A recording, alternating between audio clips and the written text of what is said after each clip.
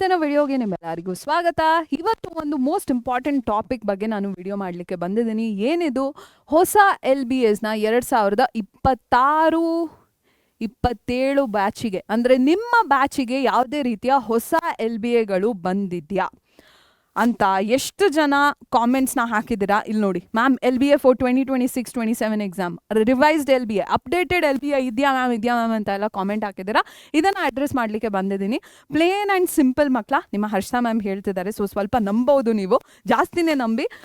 ಇಲ್ಲ, ಇಲ್ಲಿವರೆಗೂ ಯಾವುದೇ ರೀತಿಯ ಹೊಸ LBAs ಬಗ್ಗೆ ಏನೇ ಇನ್ಫಾರ್ಮೇಷನ್ ನಿಮ್ಮ ಬೋರ್ಡ್ ಕಡೆಯಿಂದ ಬಂದಿಲ್ಲ.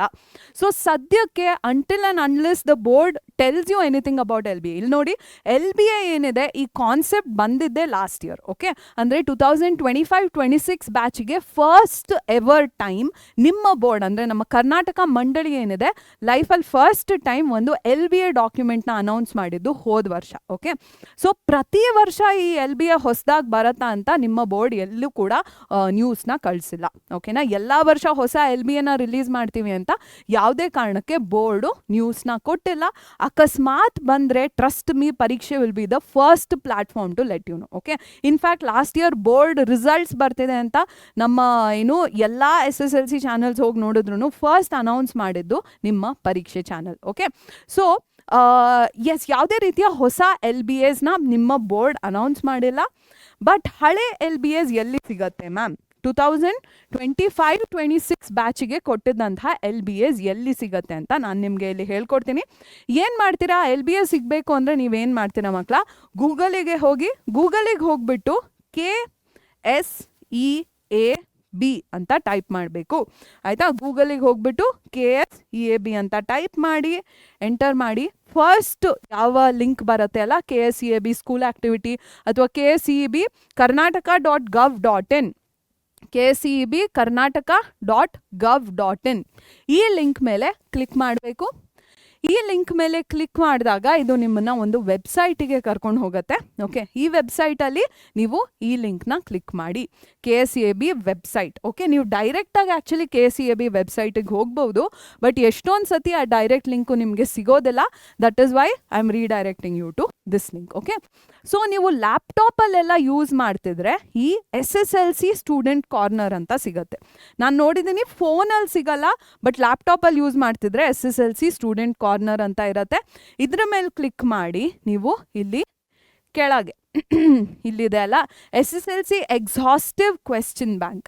ಇಂಗ್ಲೀಷಲ್ಲಿ SSLC ಎಕ್ಸಾಸ್ಟಿವ್ ಕ್ವೆಶ್ಚನ್ ಬ್ಯಾಂಕ್, ಕನ್ನಡದಲ್ಲಿ SSLC ಸಮಗ್ರ ಪ್ರಶ್ನೆ ಕೋಟಿ.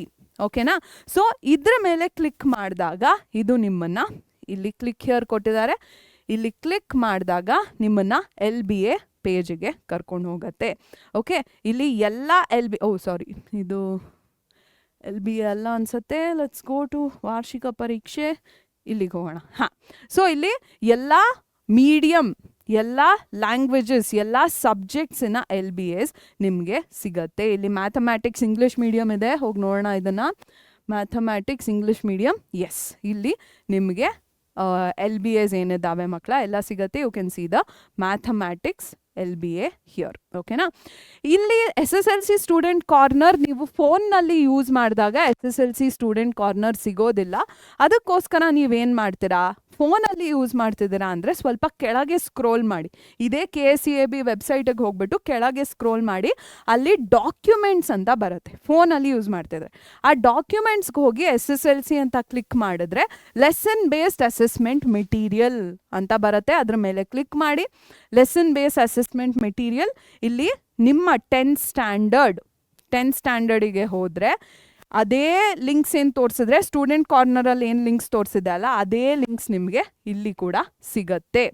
ಕನ್ನಡ ಮೀಡಿಯಮ್, ಇಂಗ್ಲೀಷ್ ಮೀಡಿಯಮ್, ಎಲ್ಲ ಮೀಡಿಯಮ್ದು ಸಿಗತ್ತೆ. ಓಕೆ, ಈ ರೀತಿಯಲ್ಲಿ ನೀವು 2025-26 LBAಸ್ನ ಯೂಟಿಲೈಸ್ ಮಾಡ್ಕೋಬೋದು.